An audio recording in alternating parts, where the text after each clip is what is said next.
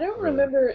I don't remember if it was Twitter or Facebook, but I remember going to a beer fest in Mass, and some you posted something like, "Oh, go up to our thing and ask for such and such," and Yeah, yeah, yeah. I I was think definitely not the only person doing that. So that was when we No, went to Carla. that's crazy. Honestly, yeah, that was the one we went to, Brian. Yeah, yeah, yeah. Yep.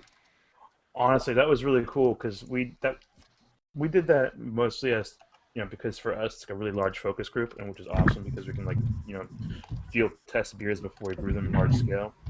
But in reality, it was also kind of like proof positive that a lot of people are listening on Twitter. Like, we put out a tweet that we had like I think we had a batch of like test brew Belgian quad or whatever it was, and it was like by request only, and we went through so much of it because whether it be like through word of mouth at the fest itself or beforehand, people were listening, and that was a really cool thing. Because, it's hard to really judge how much traction you're getting when you're on our end. We get some engagement on Twitter and everything, but that was like a very kind of tangible way of being like, wow, people actually care, like they're actually listening. That's cool. I mean, does anyone have any other questions? I mean, I just have I, one, just sort of like a, you know, what I mean, there's a lot of breweries that have been starting in the last couple of years. Just curious if you had any suggestions or advice, because I'm sure that people come up to you all the time and say, "Hey, I like beer. I'd like to open a brewery. What do you think?" And they pick your brain and they want free advice and they want someone to consult them for free. But I Right. guess here's your chance that you can tell everybody after now, go listen to the podcast. I was interviewed. Everything I said is right there. Yeah. All right. So I'll just say this: that if you want to start a brewery or a beer company or however you want to enter the market, the first rule is don't do it for the money because there's not a lot of it in it. You really got to do it for the love of beer and for the passion of beer. You're not going to get rich or make a lot of money doing what I do. So just rule that out. Like that, it's not. There's no get rich quick scheme in beer. There just isn't. So rule that out. And I would say I was told this to a few kind of budding home brewers, like entrepreneurs, who they want to do what either we're doing or open their own place.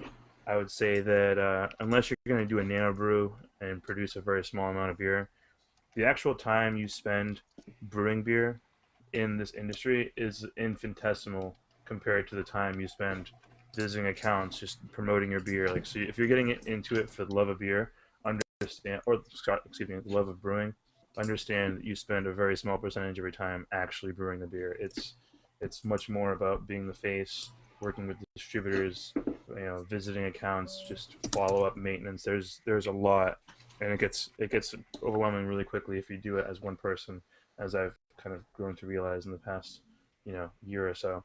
So you got to understand what you're signing yourself up for. It's not all just brewing and having the beer kind of just get out there and magically sell. There's a lot of nose to the grindstone kind of just hard work. People.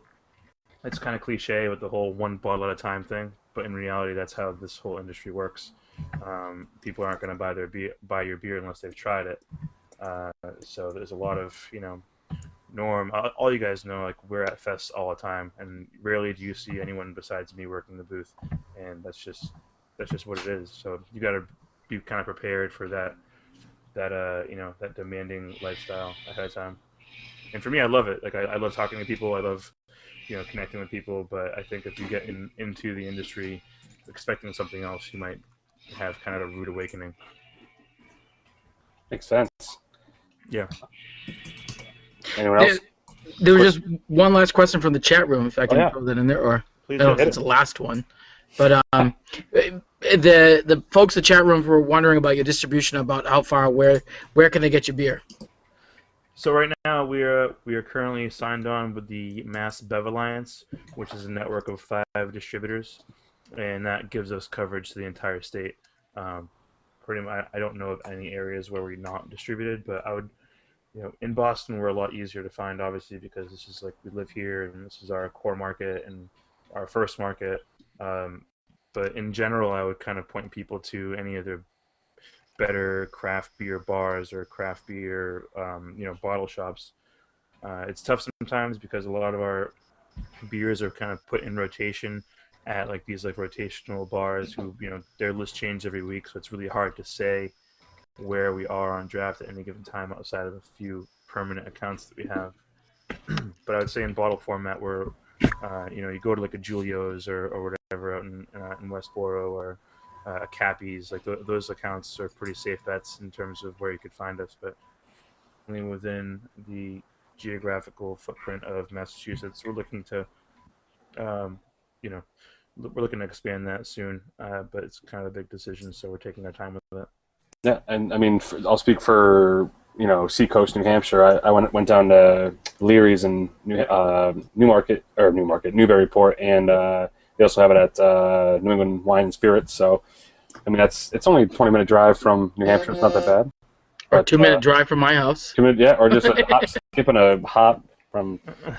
Yeah, so that's and then obviously you have all your descriptions of the beers and the sweet artwork and all that on your website as well. Yeah, that's all on the website, and we're actually launching a new website in the coming weeks, so it'll get a little facelift. Cool. Hopefully for the better. Awesome. I mean, and we also have links to your Twitter, Facebook, blog, and Instagram all in the show notes because I mean, I have a sweet Instagram photo of you. It looks like you're outside of TV Diner, Meet the Brewer. Oh yeah, that was a TV diner night at Reds in Roslindale, which is pretty cool. Yeah, that was a fun night.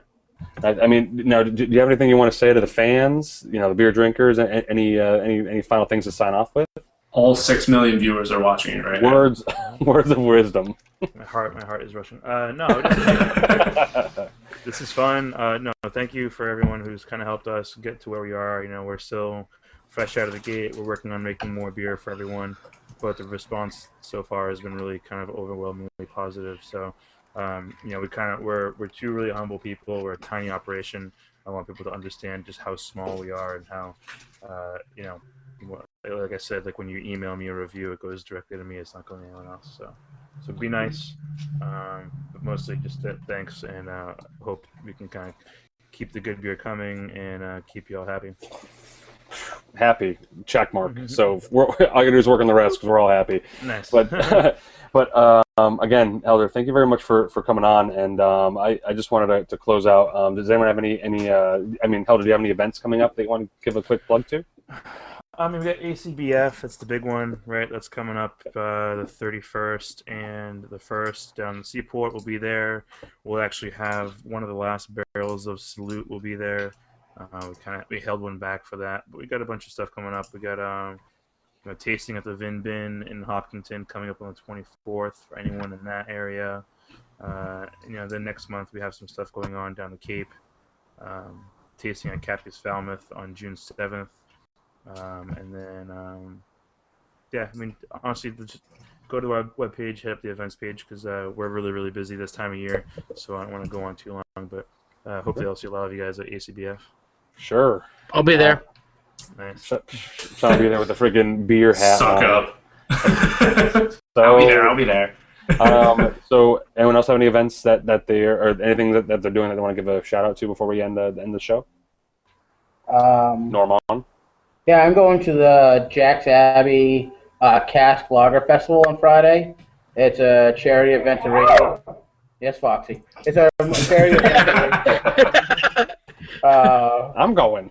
Yeah, raise money for one mission. It's for the care and research to help kids fight cancer. It's all lager casks: Jack's Abbey, Mars, The Tap, Pretty Things, Berkshire, Notch, Watch City. Martha's Exchange, which you don't see down here that often. Big fan. There are 3 sessions: Friday night, 6:30 to 9, then Saturday afternoon, 1:30 to 4, then 5:30 to 8 p.m. $10 tickets, and ahead of time, and 15 at the door. You can buy half pints or full pints during the event, so you can try as many beers as you want. Very cool. Awesome. Carla, anything you want to give a hey-o to? While you're on mute, Mike, what do you have for us to shout out? Anything going on in Salem? That's besides the witch trials? What's going on? I know, yeah, we're just so backed up with executions. It's unbelievable. Off with their head. That's so awesome. It's we're just going through wood and rope and just like Holy shit. running out of places that throw people in water, see if they float, see if they drown. Anyway, nothing huge for me this week except for I'll be heading up to Baxter State Park for some Memorial Day hiking and climbing.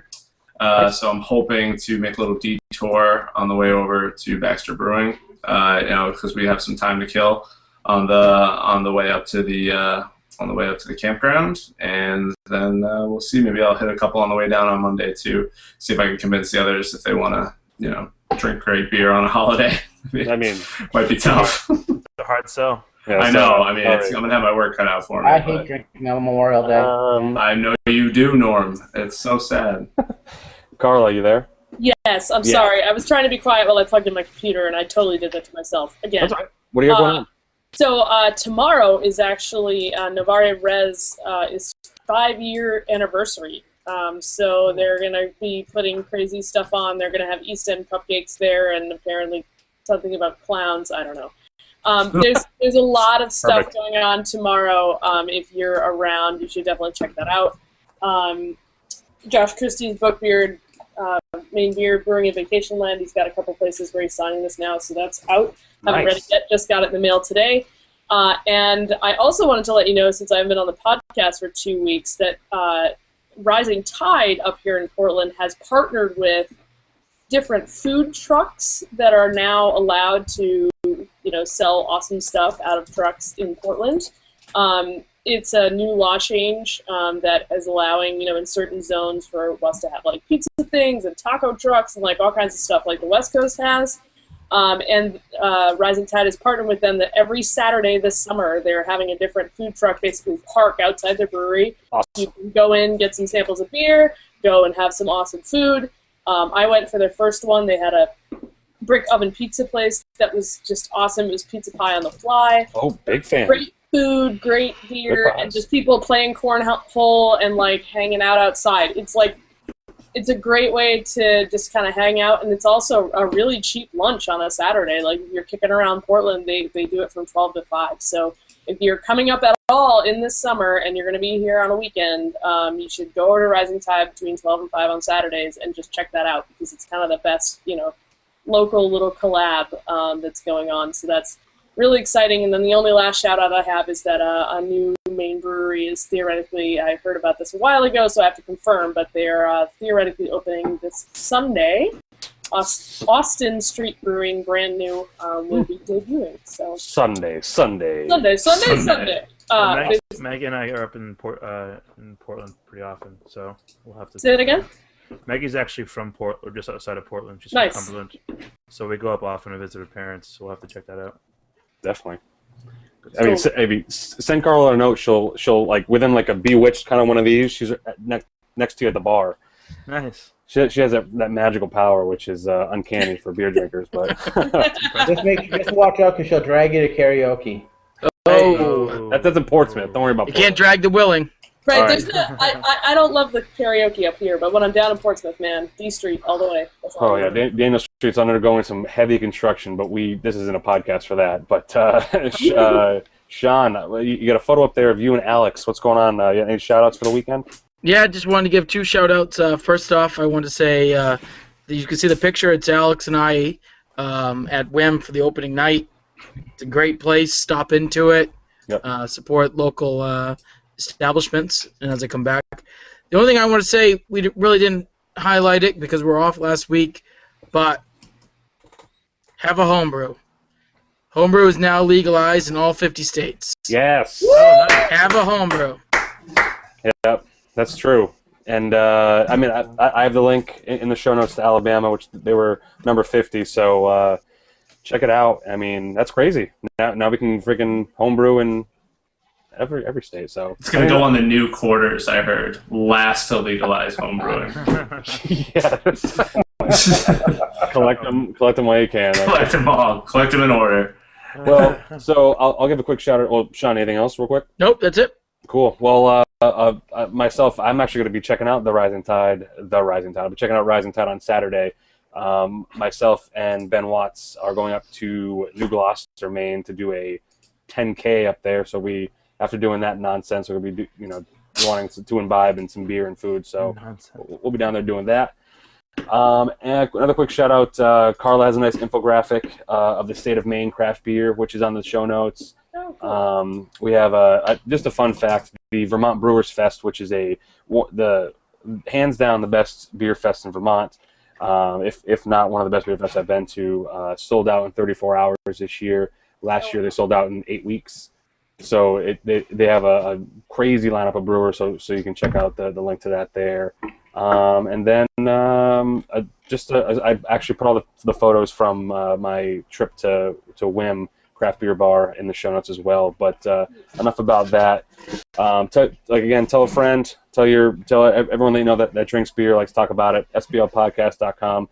And Helder, I'd like to thank you and Maggie. I know she's in the background, but we want to raise a beer to you guys and thank you for what you're doing, and we hope to talk to you soon. Cheers. Cheers. Cheers. Cheers. Cheers.